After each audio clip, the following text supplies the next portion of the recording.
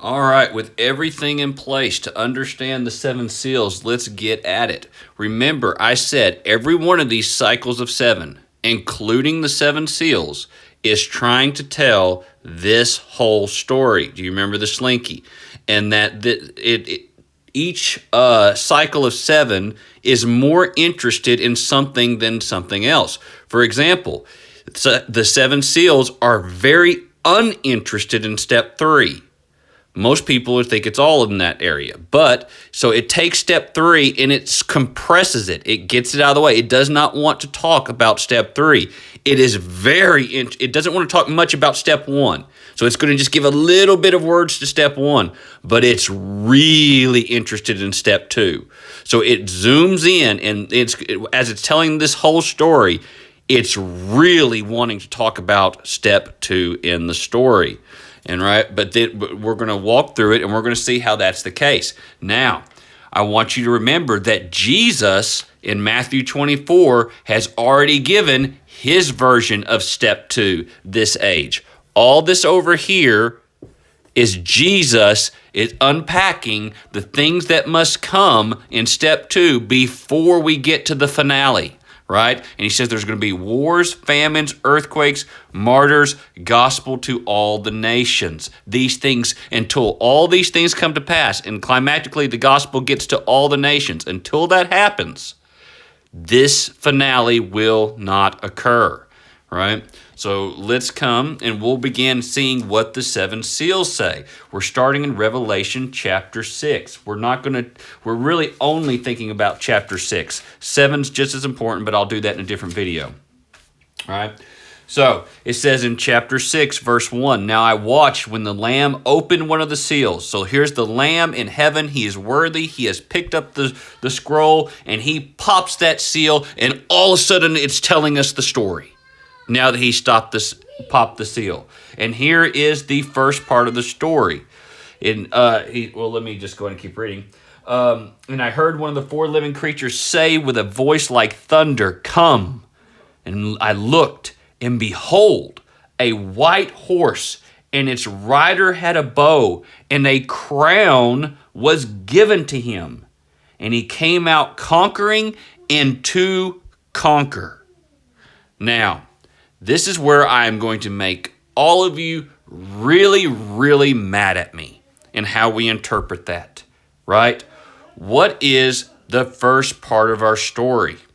The first part of our story is that our king has come. He licks Satan. He kicks him out of heaven. He falls like lightning and binds him. He goes and is enthroned. He receives a crown. And what does the Bible say he's doing in his reign? He is putting all his enemies under his feet like a footstool. He must reign. He is battling. He is waging war on the kingdoms of this world, and he is winning. He's going to conquer. It says the gates of hell will not prevail against his church. So he's coming into this age and he's fighting. Let me just give you another note. This is not the only place in the book of Revelation when we see somebody on a white horse with a crown. In the other place of the book of Revelation, when we see somebody on a white horse with a crown, who is it? It's Jesus, right? So when we see, imagine this is the first time we ever get the book of Revelation. It's beginning to tell us the story of history that is going to unfold, and we already know that the start of the story is that this Jesus reigns with a crown and wages war on the kingdoms of this world for the salvation of souls. When we come to this, it shouldn't surprise us. Now, all your life, you have probably heard that that's the Antichrist. Just stop and look at verses 1 and 2 for a long time real quick. Pause this video, look at verses 1 and 2, and you ask yourself, what in those 2 verses conclusively tells you that this is the Antichrist? It is a pure assumption. right? So we see the start of the story is that Jesus Christ is given a crown and he reigns and he comes forward to wage war in this age through the gospel of Jesus Christ, right? So let's keep going.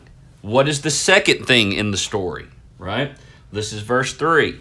When he opened the second seal, I heard the second living creature say, "Come."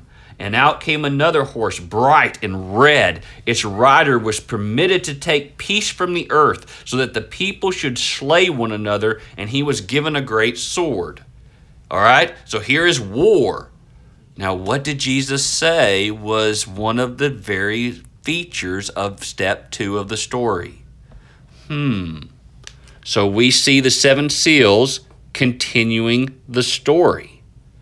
It's telling us that that the picture of what we're going to go through, as he's showing John, is a time where there are wars and rumors of wars. Let's keep going. Verse 5. And when he opened the third seal, I heard the third living creature say, "Come." And I looked, and behold, a black horse, and its rider had a pair of scales in his hand. And I heard what seemed to be a voice in the midst of the 4 living creatures, saying, "A quart of wheat for a denarius, and 3 quarts of barley for a denarius, and do not harm the oil and the wine." So if you do your math, which I'm not going to do right now, what you're going to find out when you look up these amounts and these prices, that this is outrageous prices for a little tiny bit of food. Right? So even those who disagree with me in everything I'm saying, they agree that this horse, this third horse, represents famine. There's going to be famine. Wait a minute. Oh my. It's almost like it is actually, we are watching out stage 2 exactly as Jesus described it. Do you see? So it's telling us the story that the white horse rider, the king, comes and he's going to wage war. And during this period, there is war and famine. And, well, what else is there? Let's look at the 4th seal. When he opened the 4th seal, I heard the voice of the 4th living creature say, "Come." And I looked, and behold, a pale horse, and its rider's name was Death. And Hades followed him, and they were given authority over a quarter of the earth to kill with sword and with famine and with pestilence and by wild beasts of the earth. Right? So death and Hades, right? So here we go. Let's label up what this is showing us here. Forces of hell come out to fight. Is that not the story we already know? Hell fights back as Christ comes with the gospel to battle. It's telling us this age is a battle, right? But there's more than that, right? It doesn't just say death and hell fight back. It says they are giving an authority over 1/4 of the earth to kill and to win, and to that extent, right? They are given authority by whom? By God. So in other words, what we see is the forces of hell are fighting back, but lo and behold, they can't fight back fully. They are restrained in this age.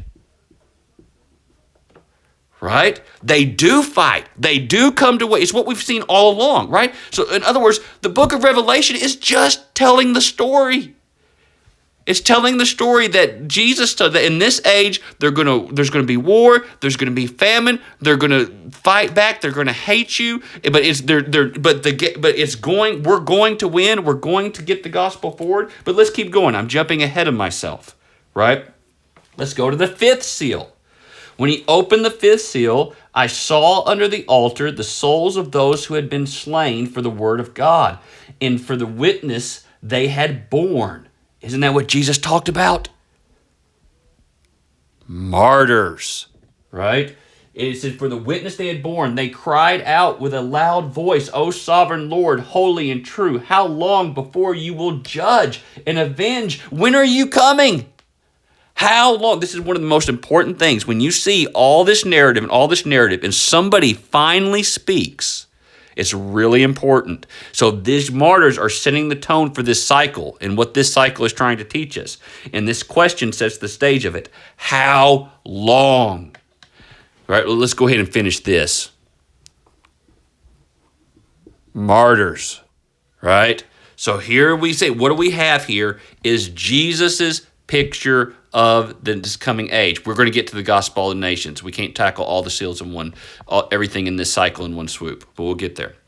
All right. So what do we have? We have all the things that the story has taught us to expect about this age.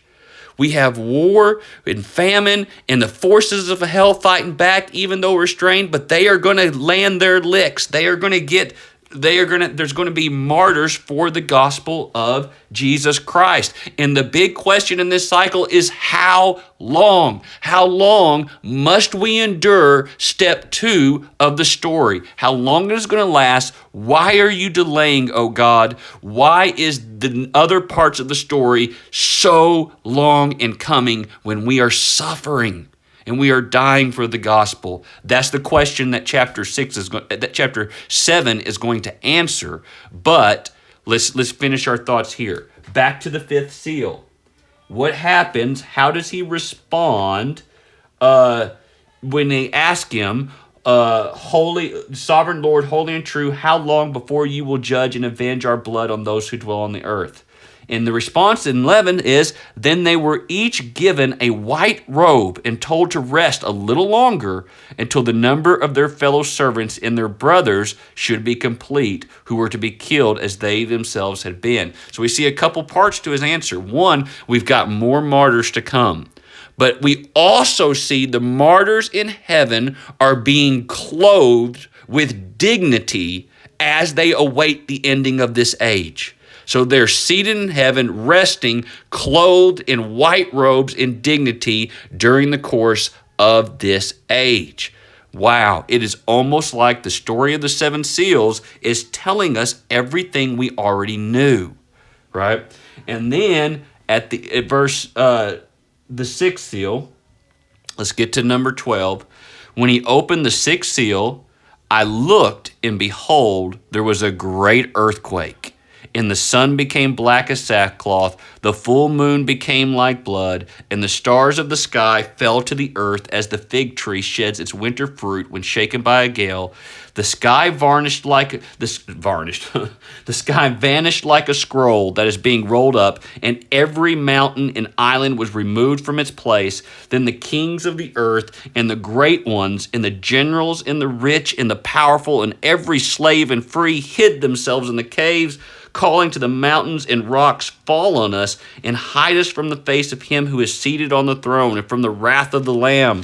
For the great day of their wrath has come, and who can stand? So at long last, the Christ has returned, and his day of wrath has come in the 6th seal, right? And you say, what is the 7th seal then? We'll get there, right?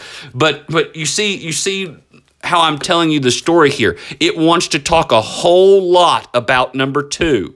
It isn't interested this time, right? We're going to hear a lot about step 3, I promise, right? But it doesn't want to talk about it this time, so it compresses that, and it talks just a little bit about this. But all its attention is on step 2. It mentioned step 1, but that's where it's focusing. And as we go through all the groups of seven sevens of the book of Revelation, it's going to keep telling this same story over and over and over again, right? Now, we're not done with the seals yet. We're going to do one more video so we can see how chapter 7 plays into the seals. But well enough, you can already begin to see what I am arguing about the book of Revelation. It just keeps telling the same 5-part story over and over again. We're going to see step 1, step 2, 3. We're going to see Christ coming back again and again and again. There's not 6 or 7 returns of Jesus. There's just one. But we're going to hear the story about that return in just about every single cycle of the book of Revelation.